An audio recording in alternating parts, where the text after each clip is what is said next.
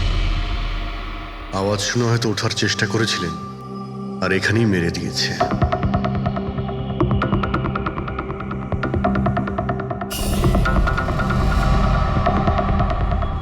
Locker থেকে কি কি চুরি হয়েছে আপনি কি জানেন কিছু? স্যার 10 কোটি টাকার হিরে ছিল। 2 সপ্তাহ আগে আমি পলিসিও করিয়েছিলাম, সমস্ত হিরে নিয়ে চলে গেছে।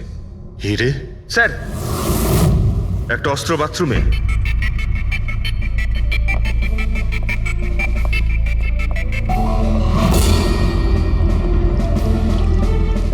মনে হচ্ছে এইটা দিয়ে সব কটাকে মেরেছে।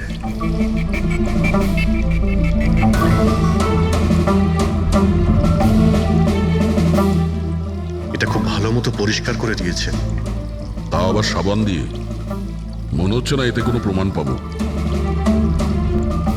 ভাই, এ তো একটা বিপজ্জনক খুনি। প্রথমে 3-3টে খুন করে, আর তারপরে বাথরুমে বসে অস্ত্রটা পরিষ্কার করে দেয়। সাইকোপ্যাথ। আচ্ছা, এই হীরের ব্যাপারে আরো কেউ কি জানতো? স্যার 3 জন লোক জানতো। কারা? আসুন দেখাচ্ছি স্যার। একজন তো ওনার ভাইপো কমলেশ, 2 জন এমপ্লয় ছিল, সতীশ আর স্যার মানিক। আসুন স্যার, আমি দেখাচ্ছি আপনাদের।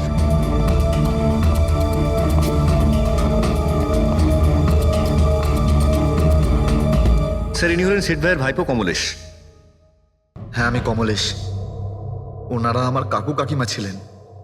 আর এ হলো মানিক আর ও সতীশ। হ্যাঁ স্যার, ওই হিরে পলিশ করার কাজ আমাকে আর মানিক স্যারকে দিয়েছিল। আর স্যার, আমার 10 কোটি টাকার হিরে নিয়ে চলে গেল। আমি তো বরবাদ হয়ে গেলাম। কোথা থেকে আমি ফেরত পাবো বলুন? আপনি হয়তো ভুলে যাচ্ছেন 3-3টে খুন হয়েছে এখানে। ওনাদের জীবন হীরের থেকে অনেক বেশি মূল্যবান, বুঝেছেন আপনি? বাইরে গিয়ে দেখি, হয়তো কেউ কিছু দেখেছে।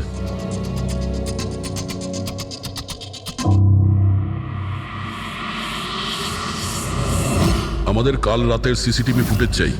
এই ক্যামেরা চলছে তো? হ্যাঁ স্যার, কিন্তু কাল রাত 2 থেকে 3টের মধ্যে কারেন্ট চলে গেছিল।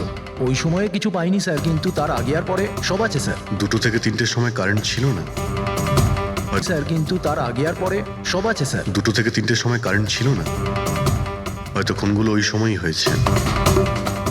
আচ্ছা, এই সময় কোনো অচেনা ব্যক্তিকে তোমরা এখানে আসতে বা যেতে দেখেছো? স্যার, রাত 2:30টার সময় শেঠবাবুর প্রতিবেশীর বাড়ি থেকে 4 জন গাড়ি নিয়ে বেরিয়ে গেল স্যার। ওই ফ্ল্যাটটা কার? ওটা প্রেরণা ম্যাডামের স্যার। প্রেরণা ম্যাডাম আর ওনার বাবা মা ওখানেই থাকেন স্যার। গত মাস থেকে ওনার বাবা মা ওনার গ্রামে চলে গেছেন, আর ওনার গাড়ি নিয়েই সবাই গেছে। হ্যাঁ স্যার, ওরা তাড়া করছিলেন, এছাড়া টেনশনও করছিলেন। আমরা বেশি মন দিতে পারিনি, আসলে আমরা কারেন্টের ব্যাপারটা দেখছিলাম। ওই গাড়ির ডিটেলস আছে তোমাদের কাছে? পেয়ে যাবেন। এই বাচ্চারা নিশ্চয়ই কিছু জানে এই ব্যাপারে। সব জায়গাতে অ্যালার্ট করে দিন, পালিয়ে যাবে কোথায় ওরা। স্যার, কিছু এমনিতে দেখি বা শুনিনি, কিন্তু একটা আজব ব্যাপার হয়েছে কালকে। মোটামুটি 1 ঘন্টা অবধি কারেন্ট ছিল না রাত্রে। হ্যাঁ স্যার, হ্যাঁ। স্যার, এটা প্রস এরিয়া, এখানে লোডশেডিং হয় না। কারেন্ট তো নিজে থেকে যায়নি। খুনি জেনে শুনেই পাওয়ার সাপ্লাইটা কেটে দিয়েছে।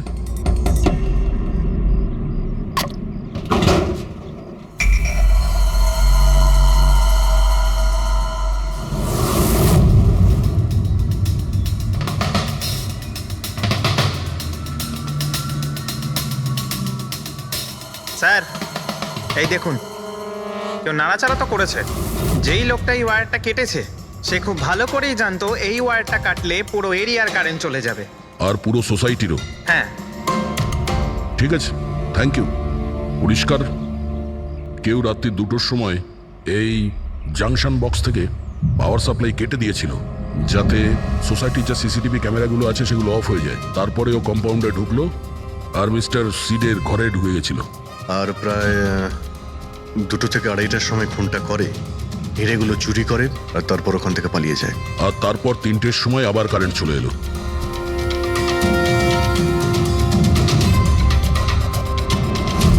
স্যার, আপনার থিওরিতে একটু গন্ডগোল দেখতে পাচ্ছি। কি গন্ডগোল আছে? ওই 3 জনের মৃত্যু 2 থেকে 3টের মধ্যে হয়নি। কি? তাহলে কখন মারা গেছে? এর ধরো 1 ঘন্টা, সোয়া 1 ঘন্টা আগে, মানে 1:45 থেকে সোয়া 1টার মধ্যে। এটা কি করে সম্ভব ডক্টর? দয়া, এই 3 জনের বডির টেম্পারেচার আর বডির ভেতরের পরিস্থিতি এই কথাই বলছে যে এদের মৃত্যু 1:45 থেকে সোয়া 1টার মধ্যেই হয়েছে। আর তার ওপর এই মিস্টার সৈয়দের ঘড়ি।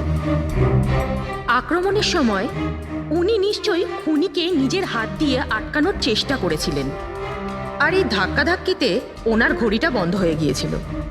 এখন ঘড়িটা সময় দেখাচ্ছে 12:55। 12:55? কিন্তু স্যার, যদি ফোনগুলো 12টা থেকে 1:45টার মধ্যে হয় তাহলে খুনি হয়তো তার আগেই এসেছিল। কিন্তু বিল্ডিং এর লাইটগুলো তো 2টো পর্যন্ত অন ছিল স্যার, আর সিসিটিভি ক্যামেরাও কাজ করছিল। আর বিল্ডিং এর সিকিউরিটি খুব ভালো স্যার। আর একজন ওয়াচম্যান স্যার মিস্টার সিডের ঘরের নিচেই দাঁড়িয়ে ছিল। আমরা সিসিটিভি ফুটেজ চেক করেছি, 2টো পর্যন্ত তো খুনি বিল্ডিং এ ঢোকেইনি। তাহলে এলো কখন? আর তাছাড়া খুনি খুনগুলো করার পরে পাওয়ার কার্ডটা কেন করতে গেল?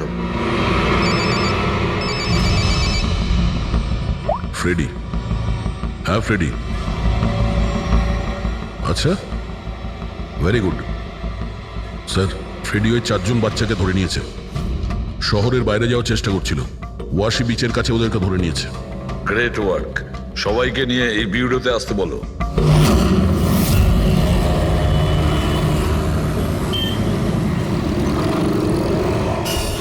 ওরা আমাদের জন্য মরে গেছে।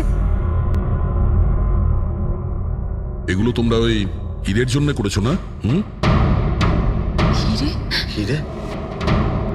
আপনি কোন হীরের কথা বলছেন স্যার? হীরের ব্যাপারে তোমরা কিছু জানো না? যদি নাই জেনে থাকো তাহলে মেরেছো কেন? হ্যাঁ স্যার, আমরা কাউকে মারিনি, ওই কাবারা মেরেছে স্যার। আরও আমাদের জন্যই এসেছিল, আমরাই ওকে ডেকেছিলাম স্যার। এই কাবারা আবার কে? ও একজন কুখ্যাত সিরিয়াল কিলার আর ডাকাত। এক মিনিট। এটা ওই 1940-এর কাবারা নয় তো? আরে, আমি এই ব্যাপারে পড়েছি স্যার। ও শুধু লোকেদেরকে লুটতোই না স্যার, বরং তাদেরকে খুব খারাপভাবে মারতো। হ্যাঁ, উনি। আরে, ও তো মারা গেছে, বহু বছর হয়ে গেছে। তোমরা ওকে ডাকলে কি করে? আমরা একটা হিস্ট্রি প্রজেক্ট বানাচ্ছিলাম, তাই আমরা ভাবলাম যে সত্যি ডাকাতকে ডাকলে আরো ভালো হবে। তাই আমরা ওর আত্মাকে ডাকছিলাম, কিন্তু সবকিছু গন্ডগোল হয়ে গেল। যা কিছু হয়ে যাক, হাত ছাড়বি না।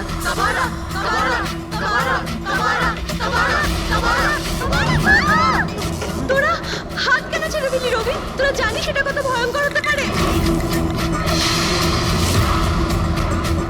Guys, let's just change.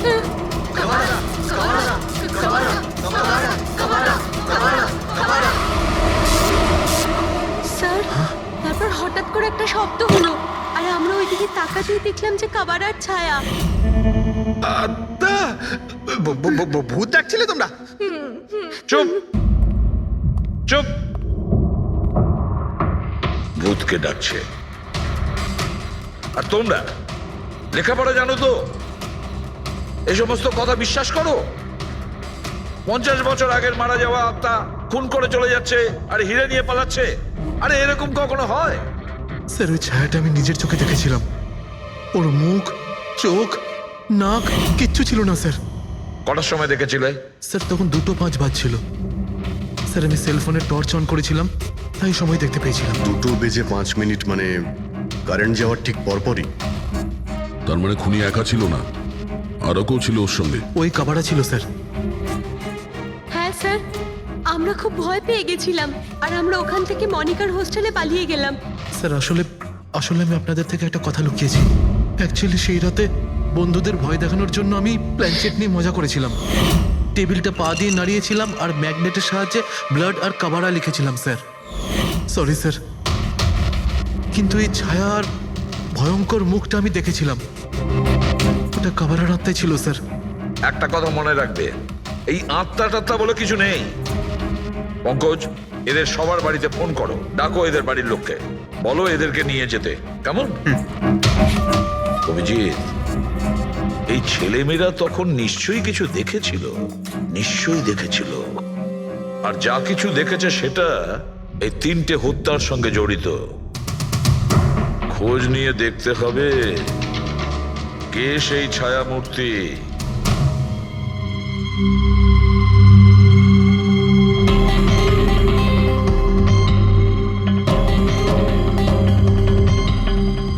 মনে হচ্ছে ওরা খুনিকে দেখেছিল। হ্যাঁ স্যার, আর খুনি হলো ওই কাবারা। আরে ভাই, ব্যালকনিতে গিয়ে দেখে আসি, কোনো না কোনো প্রমাণ নিশ্চয়ই রেখে গেছে কাবারা তোমার জন্য।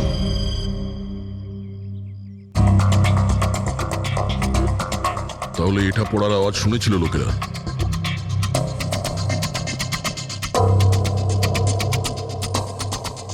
স্যার ওটা শেঠেদের ব্যালকনি। তো খুনি ওখান থেকে দৌড়ে এখানে এসেছিল, তখনই এই টপটা পড়ে গিয়ে ভেঙে গিয়েছিল। ওখানে গিয়ে দেখো তো।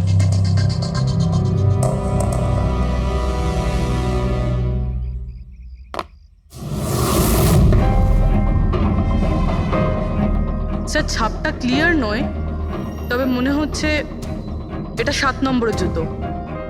পা খুব ছোট, মনে হচ্ছে এর হাইট খুব একটা বেশি হবে না।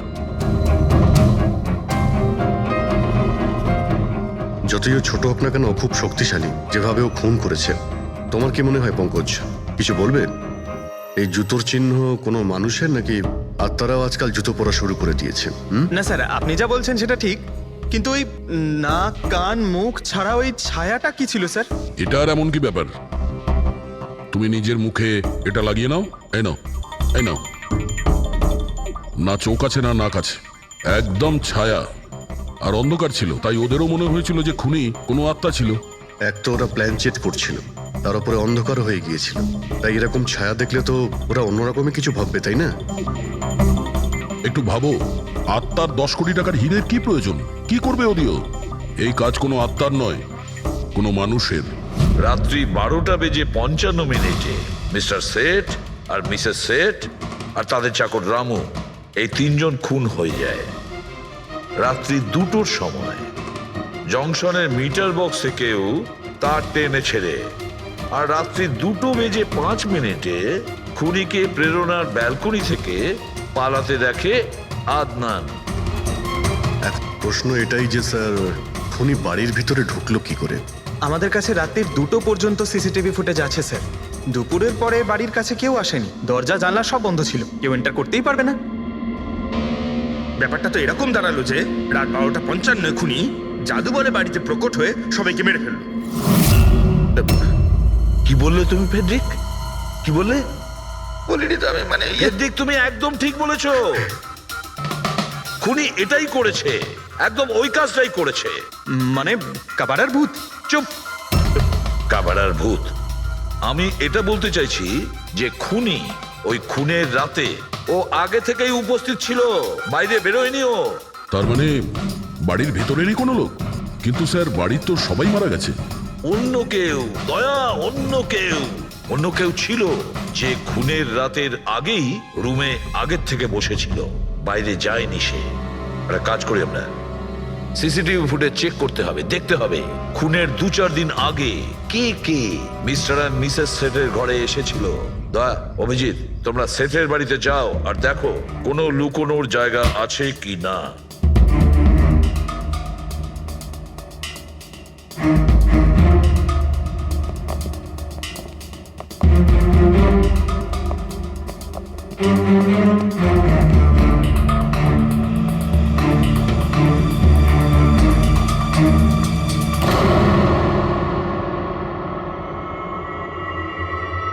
দয়া, এই পিঁপড়েগুলো দেখো উপরে যাচ্ছে।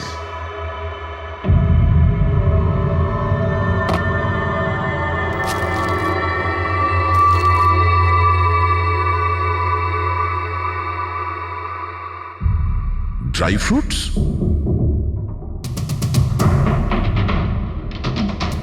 ড্রাই ফ্রুট নিয়ে ও হয়তো এখানেই লুকিয়ে বসেছিল। জায়গাটাও ভালো লুকোনোর জন্য, সুযোগের অপেক্ষায় ছিল।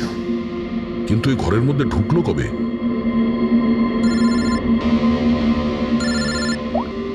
হ্যাঁ স্যার, ফুটেজ সোসাইটির অফিসে দেখে নিচ্ছি স্যার। হ্যাঁ হ্যাঁ, ফোনটা অন আছে, ফোনটা স্পিকারে আছে। পুরবি, স্যার কিছু জানতে পারলে কি? স্যার আমি খুনের রাত্রের থেকে 2 দিন আগের এন্ট্রিগুলো দেখছি, আর কিছু পেয়েছি স্যার। কি পেয়েছো? 2 দিন আগে স্যার চ্যাম্পিয়ন সেলস কোম্পানির একটা টেম্পো এসেছিল 10:15টার সময়।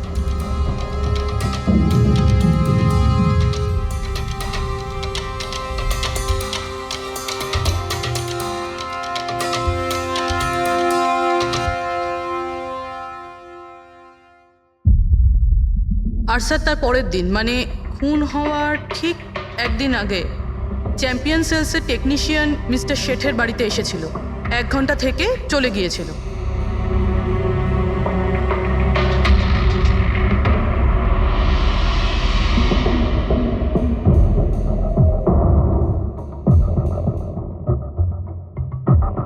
আপনি একটু বাইরে যান।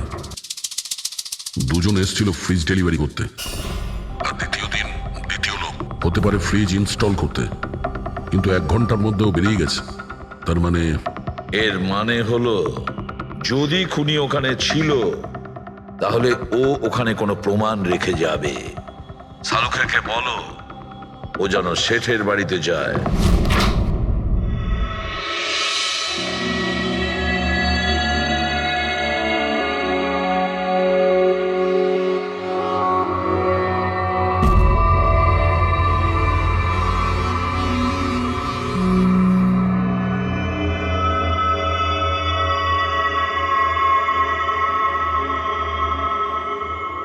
কিছু পাওয়া গেল ডক্টর? হ্যাঁ, পাওয়া গেছে ইলেকট্রোল্যাক্স। হ্যাঁ, সোডিয়াম ক্লোরাইড, ইউরিয়া, ওই সব কিছুই যেগুলো একজন মানুষের ঘামের মধ্যে থাকে। আচ্ছা, এর মানে হলো খুনি এই ফ্রিজের মধ্যেই ঢুকে এসেছিল এখানে। যখন ফ্রিজের ডেলিভারি হয় ও ফ্রিজের ভিতরে লুকিয়েছিল আর বাড়িতে ঢুকে পড়ে। হ্যাঁ স্যার, কয়েকদিন আগে আমি নতুন একটা ফ্রিজ নিয়েছি। কোম্পানির লোক ডেলিভারির পরে ফ্রিজটা খুলতে দেয় না।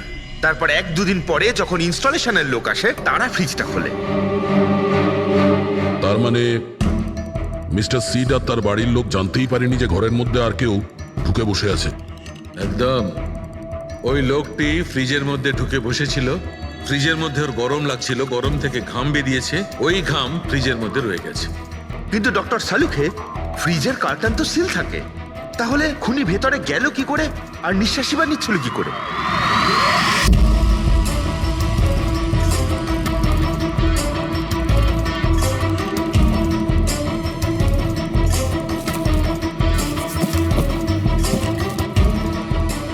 এই দেখো, এখান থেকে শ্বাস নিচ্ছিল। এ তো দেখছি ট্রোজান হর্সের গল্প হয়ে গেল। Trojan horse? সেটা আবার কি? ভাই, বড় একটা কাঠের ঘোড়া, কিন্তু ভিতর থেকে খালি, ফাঁপা। ভিতর থেকে খালি? হ্যাঁ, যার মাধ্যমে গ্রিক সৈনিকেরা ট্রয়ের মধ্যে ঢুকে পড়েছিল। গ্রিক সৈনিকেরা বড় একটা কাঠের ঘোড়া ট্রয়েতে পাঠিয়েছিল, যাতে আগে থেকেই সৈনিকেরা ছিল। ট্রয়ে পৌঁছানোর পরে সৈনিকেরা বাইরে বের হয় আর তারপর ট্রয়ের উপরে আক্রমণ করে। এই খুনিও একই উপায় অবলম্বন করেছিল আর সফলও হয়েছিল।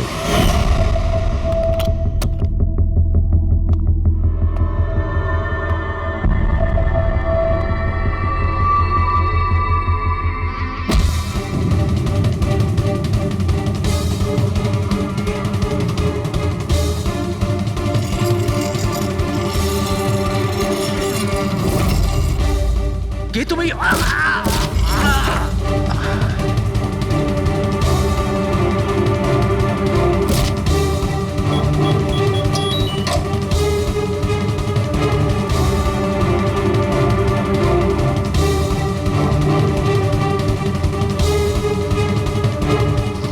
পালিয়ে যাওয়ার আগে ও নিজের হাত ধুয়েছিল, অস্ত্রটাও পরিষ্কার করেছিল, আর ঠিক 2টোর সময় ওর যে সঙ্গী নিচে ওয়েট করছিল সে পাওয়ার সুইচ অফ করে দিয়েছিল, আর অন্ধকারের সুযোগ নিয়ে ও এখান থেকে পালিয়ে গেছে। পালাতে গিয়ে ও ওইখানে ওই ব্যালকানিতে যায় যেখানে ও টপটা ফেলে দেয়।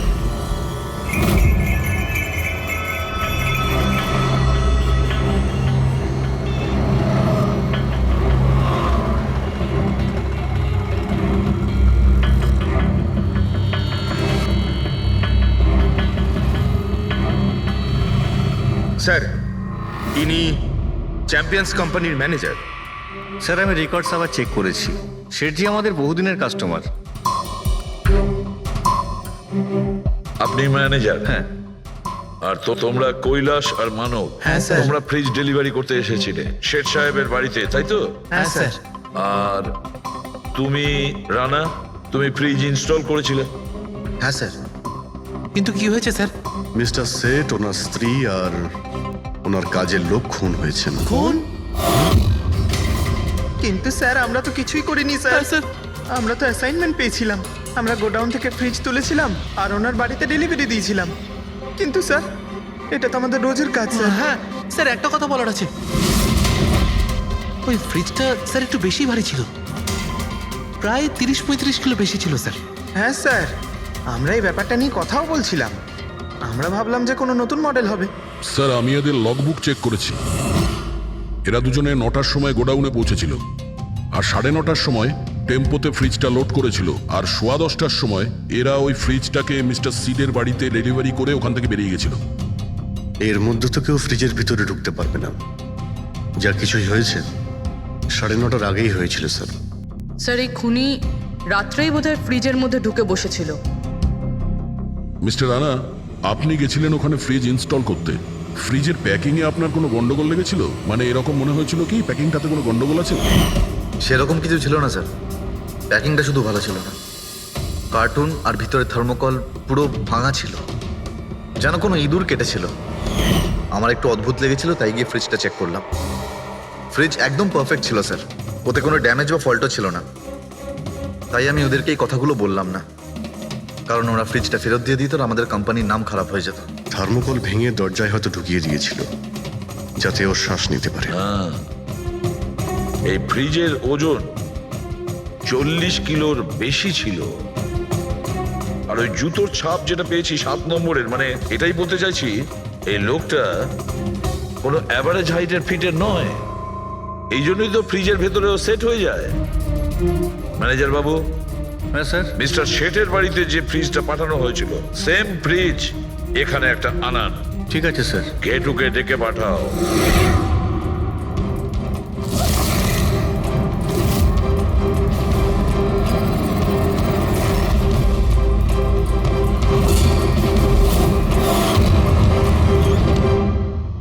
আপনি ডেকেছেন আর আমি চলে এসেছি।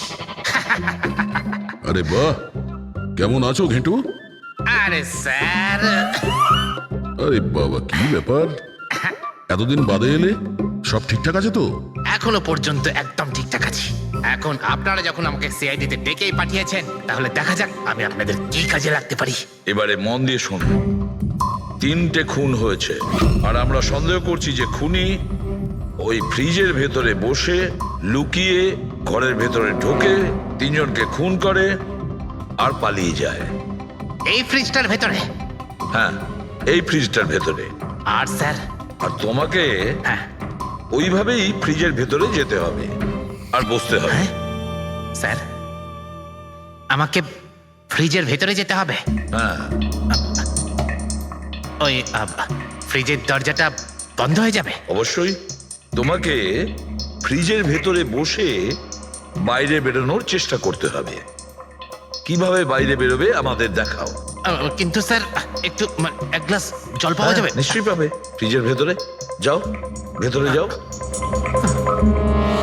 যাও। যাচ্ছি স্যার। চল কেটু, চলে যা ফাঁসি কাটে। আজকে হয়ে গেছিস তুই বলির পাঠা। যাচ্ছি স্যার।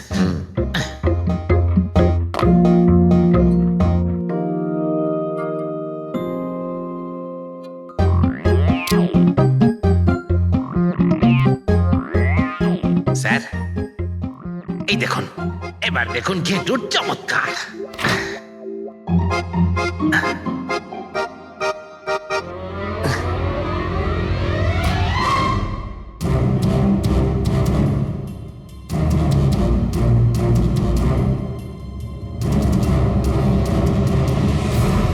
ঘেটু, ঘেটু, বাইরে বেরোনোর চেষ্টা করো। স্যার, ভেতর থেকে খুলতে পারছি না, আপনাকে হেল্প করতেই হবে। ঘেটু, ঘেটু, বাইরে বেরোনোর চেষ্টা করো। ছুরি তো তোমার কাছে আছে। ঘেটু, স্যার, স্যার আমাকে বের করো, বের করো ওকে বাইরে। মনে হচ্ছে ওর স্যার, শ্বাসকষ্ট বন্ধ হয়ে যাচ্ছে হচ্ছে। স্যার। আরে বাবারে, দরজা খুলে দিলাম তো। ঘেটু, দরজা খুলে গেছে। ঘেটু, ঘেটু, স্যার, হ্যাঁ? আরে বাবারে, আমার চশমা। হ্যাঁ, ওর চশমাটা দাও। এটি ওকে কফি খাওয়াও। যাও। Thank you. আমারও তো তাই মনে হচ্ছিল, কিছু না কিছু গোলমাল তো নিশ্চয়ই আছে। সেটের বাড়ির ফ্রিজের যে কার্টুনটা আছে সেটা এত শার্প কাটা হয়েছে বাইরে থেকে, ভেতর থেকে এরকম ভাবে কেউ কাটতেই পারে না। নিশ্চয়ই কেউ বাইরে থেকে কেটেছে ওই খুনিকে বাইরে বের করার জন্য। সে যেই হোক না কেন স্যার, সে ফ্রিজের ডেলিভারি হওয়ার পরে বা ফ্রিজার ইনস্টলেশন হওয়ার আগে এর মধ্যেই হয়তো এসেছে। ঘেটু,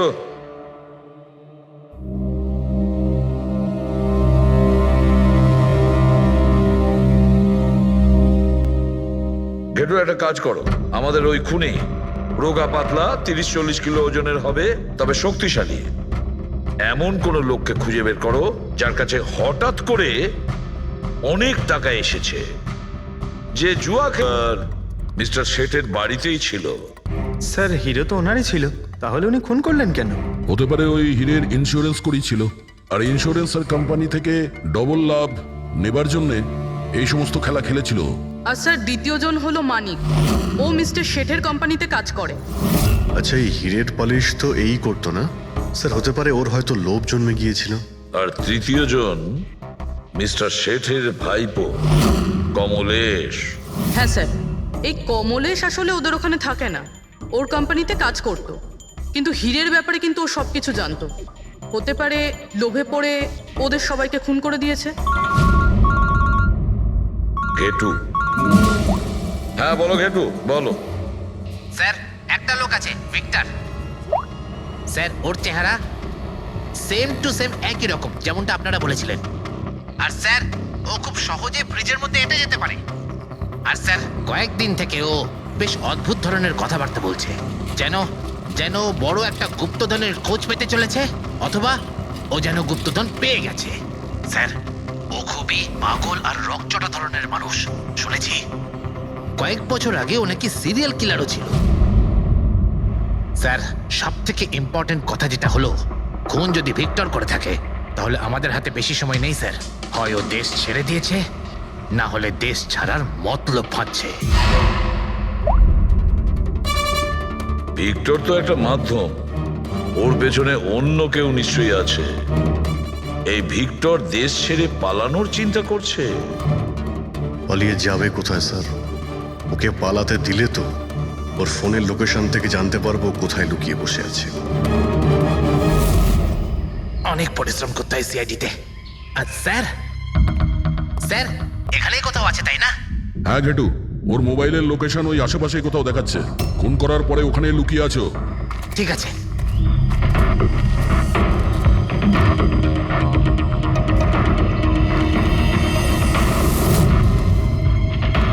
তুমি ঠিক যাচ্ছ, আরো আগে যাও।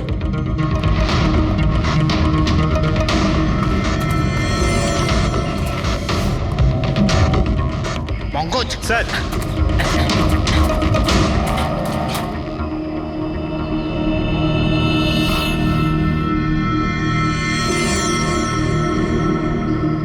স্যার এবার আর ওকে কেউ ধরতে পারবে না স্যার।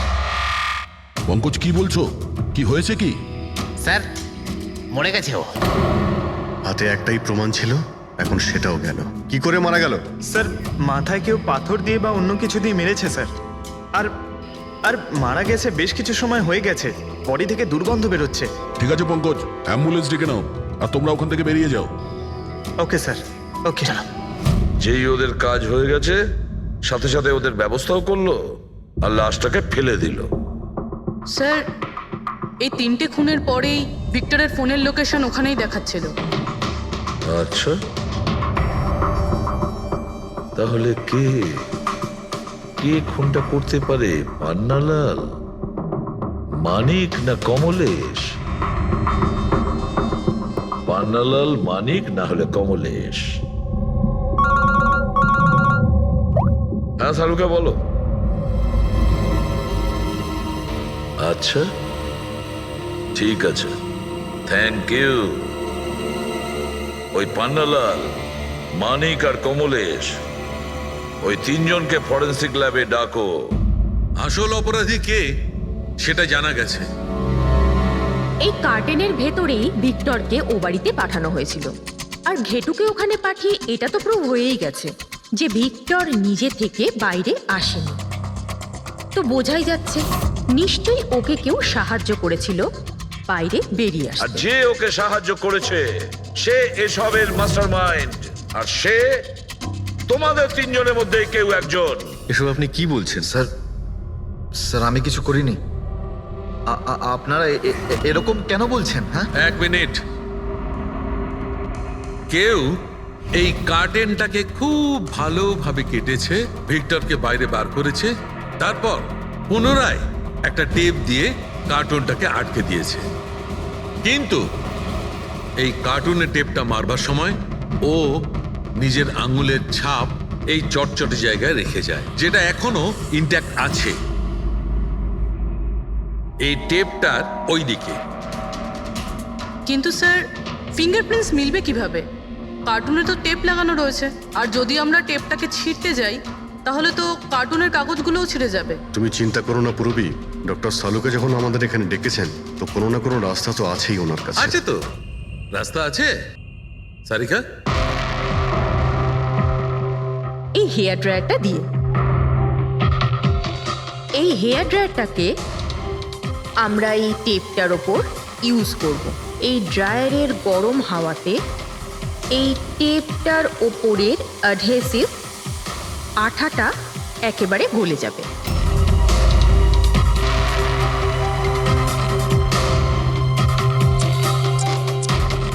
এই দেখুন, ফিঙ্গারপ্রিন্টস পরিষ্কার দেখা যাচ্ছে। আরে দারুণ করলেন সারিকা দেবী, সত্যিই অপূর্ব। ফিঙ্গারপ্রিন্ট একদম পরিষ্কার দেখতে পাওয়া যাচ্ছে। হ্যাঁ, এবার শুধু ওদের সঙ্গে ম্যাচ করে দেখতে হবে।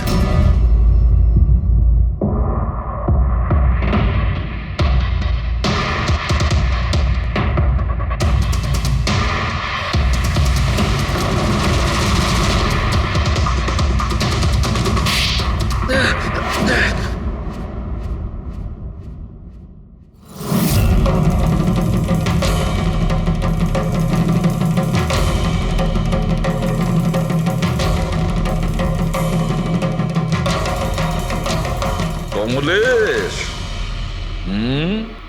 হ্যাঁ আমি করেছি। আমি ওই হিরেগুলোর ব্যাপারে জানতাম, আর আমি এটাও জানতাম যে ওরা একটা নতুন ফ্রিজ নিতে চলেছে। আর তখনই আমার মাথায় একটা প্ল্যান এলো।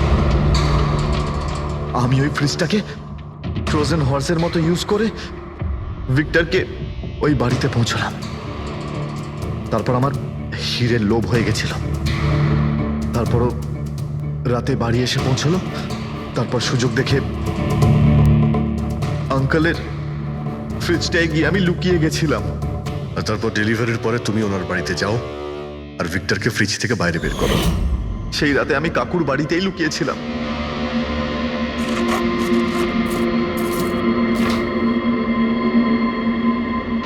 আর তারপর আমি ভিক্টরকে আবার বাইরে বার করে ওখানেই লুকিয়ে দিলাম। প্রায় 1.5 দিন মতো ওখানেই ছিল। বাড়ির লোক রাতে ঘুমিয়ে পড়লো, ও বাইরে বেরোলো।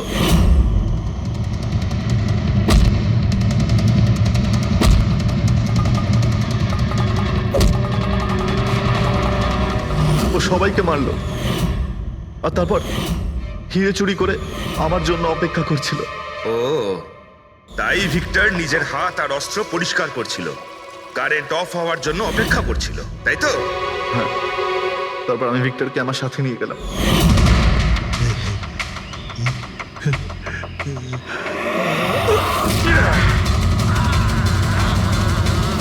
আর মারার পরে ওকে ফেলে দিলাম, যাতে আমার কাছে কেউ পৌঁছতে না পারে।